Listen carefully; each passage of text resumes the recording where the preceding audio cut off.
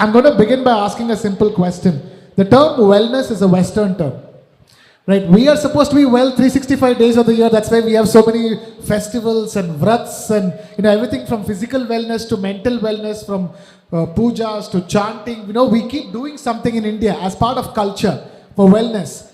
And that has always caught the eye of the West. Beatles in 1960s to now, to Coldplay now, they're all here for that idea of wellness, because let me just redefine the term wellness. It's not just wellness as in going to a wellness resort in Rishikesh or in Coimbatore. It is overall wellness. The questions that Westerners ask, how are Indians smiling all the time?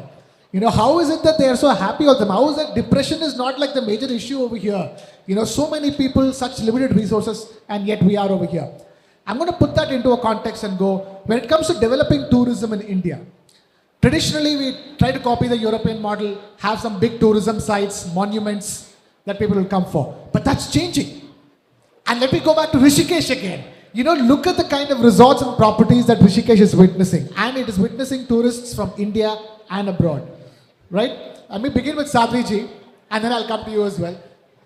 The mind, it's all in the mind, they say in English. But that comes from Indian culture and philosophy, isn't it? First of all, I would congratulate TV9 Network for taking up this brilliant initiative, like we talk about mental wellness, because this is absolute important to us today. And Krishna, like you spoke really well, and we Indians are happy all the time, We Indians are smiling all the time, and I guess that is the biggest strength that we carry. And talking about, like you said, there are resorts opening, wellness resorts in Rishikesh and everywhere, but mental wellness is above that. If I talk about mental wellness, I'm reminded of a very important Sanskrit verse from Gita. Lord Shri Krishna says in chapter 6, Udre dat manatamanam, natmanam vasadait, atmaiv hayatmano, bandhuratmaiv vripuratmana. What does this mean? It carries very, like humongous importance to us, to Indians. It means that one should elevate oneself on the mental health level. Because as humans, we are comprised of physiological level, psychological level, and spiritual level. And why we Indians are happy all the time? Because we are aware on all the levels. But what happens is, once you go outside, like you said from, which band you said? Yeah, Beatles to Coldplay, yeah, of course. You're absolutely right. They all look towards our country. They all look towards us. Why? Because India has always been an emblem of spirituality. And if I talk about mental wellness today, because this is one such subject which we often tend to overlook. And I'm really happy that we're talking about it, because physical health, we all are very much aware of it. We rush to doctors even at the slightest sign of fever, But when it comes to mental health, we find it as a stigma, which is not right. We do not feel like talking about stress, anxiety, depression, but it is the time. The silence is the cost that we pay, and it is the time that we break it, I would say. And one thing more I would like to add on to it, talking is healing. We must talk about it. We must, we must not think that if we talk about stress, depression, to samne se kya sochenge, oh my God, she or he is leading one of the industries and still in stress. It is normal. We all are human beings at the end of the day, and it is normal to carry stress. But to heal stress is a big deal. To handle stress is a big deal. So I would sum it up by saying that we all must learn to handle stress in a beautiful way. And India, people, they look up to us. They always, Mahakumbh, we're just witnessing, and people all over the world, they are coming. It is the largest human gathering. Mahakumbh is a global event now. Mahakumbh, either which way, was the largest religious gathering in the world. And now it has gone way beyond religious gathering. It's a gathering of people of all faiths and cultures. I'm going to just keep it on the topic of wellness. And in that sense, talk to us, tourism coming into India. They want to go back with that glow. And that glow is both physical and mental, isn't it? Now, how they come and they cleanse their internals and externals in India.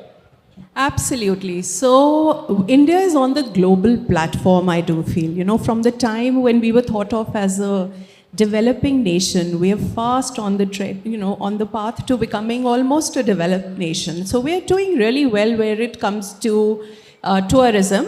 And Sadhvi ji has just spoken about mental health. So, let me tell you about the physical aspect of it as well. Yeah. Because medical tourism is a big thing now in India. We have patients who are coming from all across the world, and they come here for all kinds of complex diseases, for all kinds of complex surgeries. And believe me, we are doing them so well, and we are doing them at a fraction of the cost which it would which they would augur if they were in the West. So right from things like, the most complex of surgeries, to even things like plastic surgeries, to things like, even mental wellness resorts, which are doing so well.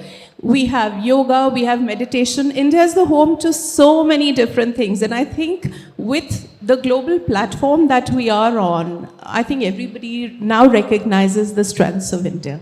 Absolutely. Once upon a time, I remember Coimbatore and Tamil Nadu used to get so much of medical tourism, Ayurveda-based tourism for the longest time. And at that point in time, there was no talk of this term called wellness tourism. It was just happening. People discovered whoever knew came down, got their treatment done, and went back with that smile and that glow on their face. From there to now, specific treatments. People from overseas coming to India for specific treatment. People from other parts of India going to a specific part of India for specific medical and wellness treatments. We've come a long way, haven't we? Absolutely. I think, when you talk about wellness, of course, what is seen on the face as a glow is very, very relevant when we talk about wellness. If you just see a person who, doesn't have that kind of, reflectance on the face, probably we get to understand, maybe, she's not mentally well or she's not feeling well about it. So I think when we talk about the skin health or, overall our body's health and wellness, it is very well interlinked. And I think we get a lot of people who are coming from overseas for these treatments in India. So I think we are not behind any of the countries. And, to be very frank, I get a lot of people who are coming from other countries to avail sessions just for maybe, skin enhancements and maybe for youthful appearances of the face and, maybe very simple treatments as well, maybe dermatological. Yes, of course, plastic surgery, hair transplantation, even small skin surgeries which are there or, treatments, lasers. Laser treatments, hair reduction. International cricketers come to India, get their hair transplanted and end up becoming the brand ambassador of the place where they got their hair transplanted. Absolutely, absolutely. I think it's a big platform for India right now, the way we are shining. And I think we are one of world leaders in the same. We're a world leader already. Sadhvi जी, मैं ये पूछना चाहूँगा कि एक तो ये है कि इंडिया का सबसे best gift to the world that Modi ji भी कई बार कहते हुए आए हैं, that is yoga. Yoga plus Ayurveda becomes a fantastic combination to offer tourists from India and overseas, something that no other country offers, isn't it? Absolutely, because this is the one combination, of Ayurveda, because Ayurveda carries utmost importance to us Indians, and not only to us Indians right now, because a lot of awareness has been created globally about it. ऐसी diseases हैं, which are not treated by allopathy right now, or it takes a lot of time. But Ayurveda provides you solutions with that. Ayurvedic medicines also, the Abhyangam there, the treatments, the bastis. We have a lot of bastis because we work in Ayurveda sector also. So see, if you have a headache, for example, we take a simple tranquilizer, or we go for some other medicine, but Ayurveda, Crocin, yeah. I guess we are just branding Crocin. Okay, paracetamol. Yeah, Dolo. So, but the thing is, now the Ayurveda provides you with a lot of good Ayurvedic treatments, home remedies, the bastis, the Shiro Basti, the Shiro Dhara, that provides you with mental wellness as well. So, if I talk about the overall holistic wellness of a human being, we are very much we know how to carry ourselves, we know that today is the conclave, we are going there, what we're gonna wear, people we meet, how to dress up, how to walk, how to talk. We don't need anybody to guide us. But now, talking about mental and spiritual factors, I guess still we need to raise awareness. See, of course, India has gone miles beyond. Spiritual tourism, if we talk about it, it has enhanced with medical tourism. Because spiritual tourism एक ऐसी चीज़ है which has always attracted people from abroad, from Europe, from Canada, from America. When I went to Mahakumbh like few days back, I met delegation from Israel, from Germany, from Spain. I spoke to them, I talked to them. We were talking about India's richness. So this brings a lot of pride in you, that you are able to give back to the world. And that used to be usually Kashi and Rameshwaram. Yeah. But now you have Ayodhya added to that. Yeah, Ayodhya added to that, and also, I know this is a matter of concern that there was 300 kilometers long jam, but it is a matter of pride also that people from all across the globe, they're looking up to you. And as you said beautifully, like India has been rising as a geopolitical leader also, be it we talk about the indigenous defense production, digital expertise of our country, or maybe we can talk about the spiritual tourism of our country. So this is the thing that this is the factor we cannot ignore. But having said this, I would focus on this, that we as human beings, we must, talk more about mental wellness and spiritual wellness of a human being as well. Because we people are educated, we have a lot of degrees in hands, but as our scriptures say, Chanakya has beautifully said, Vidya dadati vinayam.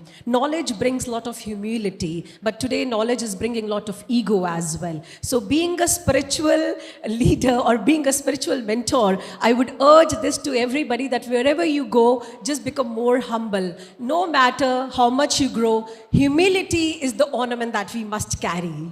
You're talking about Sri Krishna ji. The one line that I always love that tells me there is no need to have fear is Paritranaya sadhunam vinashaya cha dushkritam dharma samsthapanarthaya sambhavami yuge yuge. So there's nothing to worry, because whenever there is injustice, Krishna ji will be here, God will be here to fix that injustice. That sort of leaves us fearless. Adding to how we keep ourselves happy, not having fear is very important to be happy. I want to ask you, this is a big opportunity, huge potential, still, despite all the knowledge and the promotion, still so much remains untapped. But to develop anything, you need an entire ecosystem for it. You need the right infrastructure. You need the right set of skilled, trained people. In that sense, we have miles to catch up on that front, isn't it? Absolutely. So, given the fact that we are doing really well in the medical field, I still feel that, we are not really equipped to handle the number of patients and the population that is there in our country. So we have the, top of the line kind of hospitals, we have top of the line kind of equipments, we have top of the line doctors. Indian doctors are everywhere. So even in your serials and shows, you'll find that, wherever there is an actor, he's an Indian person playing the doctor. So, that was the first made in India. Yes. We kept making doctors in India and exporting yes. them. Yes. So, that should not be one of the reasons why people should be going from here to other countries. We should have enough number of hospitals. We should have smallest of centers where we are able to cater to the population. And not just that, there will be so many more people who will come in case we promote that. Because, a lot of times it's not being promoted still. So we do need to have people with a holistic kind of a health which is being promoted. So not just the physical, mental, spiritual, emotional, all kinds of health should be promoted. And I think the tourism sector should also take it upon themselves, to have these kind of collaborations like we're having today, whereby we can talk about being partners in something like this. Interesting, isn't it? The tour operators and the travel ecosystem doesn't, traditionally work with doctors. Doesn't work with people like Sadhvi Pragyaji. Traditionally speaking, it's changing now. A lot has changed now. In that sense, there needs to be a more structured approach, isn't it? Itineraries, like a general vacation itinerary, one part of it, when they come to India, can be about wellness. And then they can go see all the monuments and all the other things, isn't it, Dr. Priya Pooja? I think it's very, very important, whenever we go to places like Goa, we see that so many it's a spot of people where we get so many international travelers coming there. They are able to kind of observe the way our culture is, the Portuguese influence. They go to churches, but at the same time, if we have wellness centers which can kind of treat them overall, maybe spiritually or overall the health and the body and the mind, maybe some specific treatments as well if they are interested of keeping their skins or hair or bodies to be more up to date and upgraded. I think that's a very well needed thing of the hour, and all the places which are garnering so many people in the tourism sector can have one of these wellness centers, and we can all participate in that the wellness center organization and contribute well. And that's why we have events like the World Travel and Tourism Festival to begin those conversations so that becomes a reality very soon. And the fact that India has so much to offer in terms of mental wellness to the world at a time when the world is really troubled outside of India. They have wars going on all over the world. India can offer that much needed wellness relief. I'm afraid this conversation can go on for another hour for sure, but we have completely run out of time over here. Sadhi Pragya ji, Dr. Shelly, Dr. Priya, thank you so much for taking time out to be with us and being part of the Travel and Tourism Festival and sharing your thoughts with us. Thank you so much.